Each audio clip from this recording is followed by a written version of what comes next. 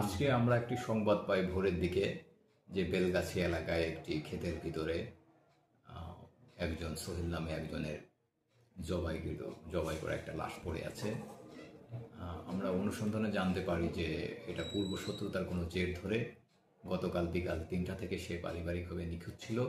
আজকে সকালে তার পরিবারের লোকজন সন্ধান করতে যে তার বাবা যখন ধান কাটতে আসে, কাজ করতে আসে, গাছ কাটতে আসে, তখন শনাক্ত করে তার ছেলেকে জবাই করা অবস্থায়।